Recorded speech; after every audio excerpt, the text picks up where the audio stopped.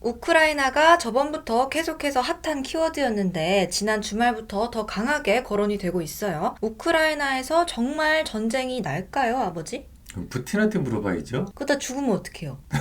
지난 주말에 푸틴이 전쟁이라는 말까지 거론을 했었잖아. 우크라이나에 나토가 주둔을 하고 있고 신무기까지 채워지고 있는 상황에서 크림을 침략을 하게 된다면 결국은 나토랑 러시아의 전쟁이 될 거라고 얘기를 했지. 서방 쪽에서도 이 전쟁을 기정사실화하고 있는 것 같은데 진짜 우크라이나에서 전쟁이 날지 잘 모르겠단 말이지. 근데 이수님, 저 고정 패널 된 겁니까? 반고 정도로 해도 우선 우크라이나 문제를 이해하려면 그 본질부터 좀 이해를 해야 돼. 예전에는 독일도 동독과 서독으로 갈려져 있었지. 그때 이제 동독하고 서독하고 분단됐던 장벽이 무너지면서 통일이 됐잖아. 그럼 당장 통일되면 무슨 일이 벌어질 것 같아? 나토가 동독까지 관할을 할 수가 있겠지. 바로 그거야. 소련 입장에서는 자기의 그 영향권이 좀 밀릴 수 있다는 생각이 들 수도 있겠지. 거기서 철수를 해야 되는 거니까 동독 쪽에서.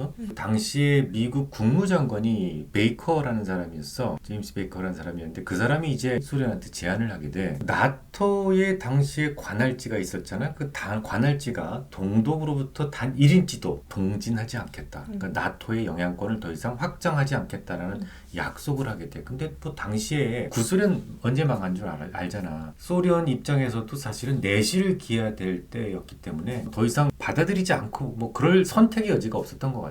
나토라는 게 원래는 소련의 확장에 대해서 공통으로 대응을 하자는 취지로 설립이 맞지. 된 거잖아. 근데 지금은 동유럽의 대부분의 나라가 다 나토의 어떤 관할 아래에 있게 되었으니까 푸틴이 조금 빡칠 수도 있었을 것 같아. 에이, 빡치나마 그건 말이 안 되지. 그거는 개별 국가의 선택의 문제잖아. 어쨌든 간에 내가 너한테 너 오늘부터 엄마 편하지 말고 아빠 편해. 이거 말 되니? 너의 생각이잖아. 그거는 아빠 편을 하든지 엄마 편을 들든지 그잖아. 그렇게 하잖아, 근데 아빠는. 아무리 미국이라고 할지라도 남의 나라한테 너는 나토의 편이다, 뭐 러시아의 편이다 이런 것을 함부로 그때는 얘기할 수 없는 상황이었던 거지. 아무튼 뭐 1999년도였던 것으로 기억하는데 헝가리, 체코, 폴란드 이런 나라들이 먼저 이제 나토에 진입을 하게 되지. 나토하고 손을 잡게 되는 거지. 그리고 나서부터 하나씩 나토의 영향권으로 들어오게 됐어. 당시에 소련이 미국이랑 협상을 하면서 독일의 통일 이후에 더 이상의 나토 동지는 없을 거다라는 미국 측의 말만 믿고 그 발언을 문서화하지 않은 게 고르바초프의 실수였다고 푸틴이 맨날 그렇게 얘기를 했었는데 그랬지. 그래서 푸틴의 주장도 얼핏 들어보면 일리가 있어 보이기는 해. 그래, 그럼 그렇다 치고 그럼 이수가 볼 때 전쟁 날 것 같아? 전쟁을 하게 되면 사실 러시아에도 그렇게 크게 이득이 될 건 없어 보이는데 잘 모르겠네. 그러면 이수는 도요토미 히데요시가 왜 전쟁을 일으켰는지 알고 있지. 아이고 모르면 안 되지. 할아버지가 무덤에서 일어나죠. 인간 세상이라는 것이 영원히 균형 상태, 어떤 평화 상태를 구축하기란 정말 어려워. 인간이라는 게 원래 맹수로 태어났기 때문에 그래. 그치. 난 워낙에도 정치 얘기를 잘 안 하는데 잠깐 밖에서 이렇게 정치 얘기하고 이러면은 진짜 막 죽일 듯이 달려들면서 정치 얘기하려고 하는 사람이 있잖아. 그렇지. 어떨 때 뭐 정말 내가 이러다가 정말 생명을 잃는 게 아닌가라는 생각이 들 맞아. 정도로 보통 이제 정치인들한테 국내 문제가 복잡해지거나 뭐 나의 지지율이 떨어진다거나 이럴 때 좀 이렇게 분산된 여론을 한 곳으로 응집시키는데 가장 특효약이 예로부터 전쟁이었어. 그러면 이게 러시아 내부 문제를 풀자는 취지로 어떤 우크라이나가 이용될 수도 있다라는 이런 말인 건가? 그러면 이쯤에서 이수 기억할지 모르겠네. 예전에 노비촉 때문에 거의 황천길 갔다가 왔던 알지. 나발리. 나발리. 나발리라는 거 기억하지? 알지. 노비촉이 엄청 센 신경작용제로 알고 있거든. 그래서 비행기 안에서 쓰러져가지고 맞아. 독일로 후송돼가지고 겨우 깨어났잖아. 그렇지. 노비촉을 팬티 안쪽에 묻혀놨다고 그래. 나발리가 이끄는 반부패 재단이라고 있어. 거기서 이제 얼마 전에 푸틴의 뭐 개인 궁전이다. 라고 해서 공개를 한 적이 있어. 근데 이게 아방궁? 뭐 그치 아방궁이 뭐 아방궁도 그런 아방궁이 없어. 푸틴이 그렇게 봉춤을 좋아한다네. 침실에 봉춤이 따로 이렇게 봉춤 그렇게 추는 거야? 이렇게 그 별장의 외부가 연방 안보국 그 그치. 소유여가지고 FSB. 예전엔 KGB였어 그게. 근데 그게 막 육로나 뭐 항공으로도 어떻게든 접근할 수도 없는 그런 아방궁이라고 하더라고. 뭐 군인들이 총 들고 그러니까 경계를 쓰고 있으니까. 참 권력을 예쁘게 좀 쓰면 좋은데 오래 되면 오래되면 좀 썩어 문드러지는 경향이. 오래되면 권력은 썩게 돼 있어. 그런데 푸틴 같은 경우에는 좀 미리 좀 썩어 있었다라는 그런 평가들이 많아. 그런 말을 해도 되나? 나는 아빠랑 오래 살고 싶은데. 아이 뭐 유명하지도 않은데 괜찮아. 이제 그가 오래전부터 썩어 있었다는 건 뭐냐면 그가 집권하기 전부터 정말 거대한 횡령 사건이 있었어. 처음부터 푸틴 대통령은 아니었잖아. 그치. 처음에 이제 부시장으로 시작을 했지. 그렇지. 그때 9,300만 달러가 흔적도 없이 사라진 거야. 그게 이제 누가 그거를 폭로를 했냐면 푸틴이 늘 나의 멘토다라고 이제 했던 사람이 있어. 아나톨리 sobchak라고 시장 당시 이제 상트페테르부르크의 시장이었어. 그 사람이 요거 푸틴이 했거든 하고 이제 폭로를 한 거야. 쎄하네. 죽었겠는데. 물론 죽었지. 어느 날 갑자기 그냥 죽어버렸지. 죽어버렸고. 사실 푸틴한테 좀 안 좋은 소리를 했거나 뭐 이런 사람들 중에서 이 목이 그대로 달려있는 사람은 나발리가 거의 지금까지 유일하다라고 볼 수가 있어. 문제는 그게 한두 명이 아니야. 1999년으로 기억을 하고 있는데 당시 이제 푸틴이 대통령이 되기 위해서 아파트 하나를 그냥 통째로 내려앉혀서 잠자고 있던 300명을 그냥 바로 황천길로 보낸 적이 있었는데 그것도 많은 사람들이 주장할 수는 없지만 많은 사람들이 푸틴의 소행이다 라고 주장하고 있어. 아니 근데 한두 명도 아니고 어쨌든 뭐 300명 가까이가 죽었으면 그거를 밝힐 사람이 있지 않나? 그거를 아무도 밝히지 못하면은 그게 나랍니까? 그렇지. 밝히는 게 정상이지. 그런데 이제 짜르의 나라라고 그러잖아. 군주. 그렇지. 짜르는 황제를 의미하는데 짜르의 나라에서는 모든 기관이나 공무원 다 짜르를 위해서 존재하는 거야. 근데 이제 이게 왜 푸틴이 했다고 많은 사람들이 믿냐면 뭐 푸틴은 아직도 아니라고 그러는데 이유가 있어. 요걸 조사하는 사람들이 이게 정상적인 어떤 테러에서 그랬다면 푸틴이 조사 안 할 이유가 없잖아. 근데 딱 요거 조사하는 사람들은 이상하게 다 죽는 거야. 어머. 그냥 뭐 경찰이 됐든 뭐가 됐든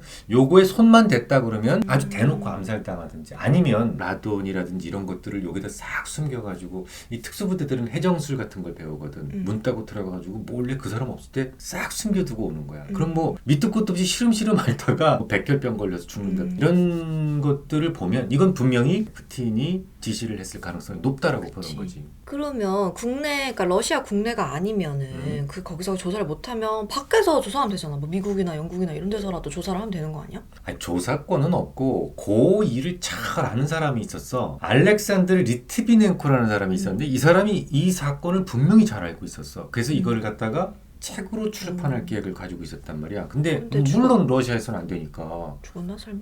아니 당연히 죽었지. 그것도 백주대낮에 진짜 한복판. 영국 한복판에서 그냥 진짜 노비촉에 의해서 살해를 당하는데 이 노비촉이라는 게 사실은 러시아만 가지고 지금 쓸 수 있는 맹독이기 때문에 이 노비촉이 그 김정남한테 썼던 그것보다 8배 이상이 강한 거라고 하더라고. 살을 방법이 없어. 정말 독일에서 정말 기가 막히게 살린 거야 나발리는. 진짜 너무하다. 내가 나발리였으면 못할 것 같은데 나발리는 안 무서운가? 진정한 영웅이지. 정말 혁명가라고 볼 수가 있어. 뭐 체게바라처럼. 뭐 사실 우리나라도 그러지 않았니? 아빠 세대 때만 하더라도 이 검은 안경 쓰신 분들이 와가지고 그냥 잡아가면 불구가 되거나 죽거나 이런 경우가 정말 많았었어. 그거를 두려워하지 않고 이 나라를 민주주의로 만든 사람들이 있었기 때문에 우리가 이렇게 편하게 살 수 있다라고 볼 수 있지. 항상 감사하게 생각해야지. 그렇지. 그럼 푸틴은 지금 자기 자국 내에서 자기에 대한 어떤 비판적인 여론을 조금 타개하기 위해서 좀 돌파구를 찾고 싶고 그래서 서방에 굉장히 강경한 태도를 보임으로써 그렇지. 어떤 국력을 집결시킬 만한 그런 명분을 세우려는 거지. 맞아. 아니면 나발리가 이걸 막 나발 해가지고 그다음부터는 이제 그 푸틴에 대한 반 여론이 정말 많이 낮았어. 얼마 전에 이 데모까지 있었다라고 얘기를 하니까 이제 그거를 빨리 민심이라는 게 무섭거든. 천안문 사태 알잖아. 사실 구소련이 붕괴됐을 때도 보리스 옐친이라는 사람이 정말 탱크를 무섭지 않게 막 앞으로 나가면서 구소련도 붕괴된 거 아니야. 민심이라는 게 이 세상에서 가장 무섭거든. 그걸 아는 푸틴이야. 그러니까 요걸 어떻게 좀 돌려보겠다라는 생각을 했을 수 있다라는 거지. 아무튼 뭐 이런저런 이유 때문에 어쨌든 서방 세계에서는 푸틴이 조만간 우크라이나 국경을 넘을 수 있다라고 보는 것 같아. 그러면 세계대전으로 좀 확전될 가능성도 있는 건가? 나 금사야 되나? 우크라이나가 곡창지대가 많으니까 밀사야 되나? 아이고 왜 이래 아마추어처럼. 이수야, 지금 이건 세상이 다 아는 얘기고 그치. 지금 우크라이나의 CDS 프리미엄 같은 경우에는 지난 크림반도 병합 때만큼 지금 올라와 있어. 이미 시장이 다 알고 다 반영되는데 지금 꼭지에 살려고? 농담이에요. 농담도 못하나? 그 농담에 장단도 못 맞지.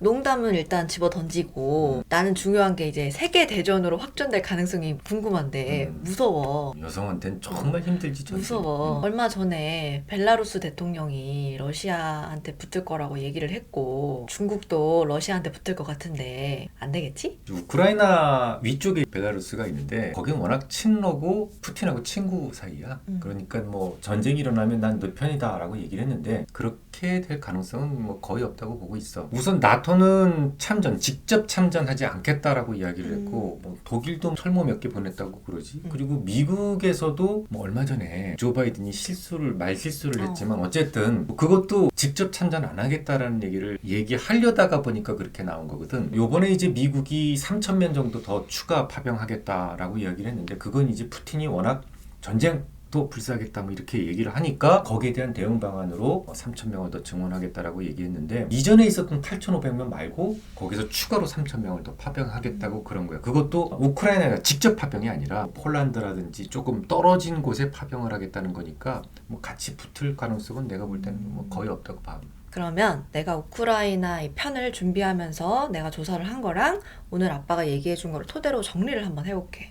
첫째, 러시아에게는 경제 제재의 극심한 단초가 되겠지만 푸틴의 입장에서의 노림수는 국내에 있는 문제를 외부로 돌려보자는 취지이기 때문에 어떤 전쟁의 가능성은 있다.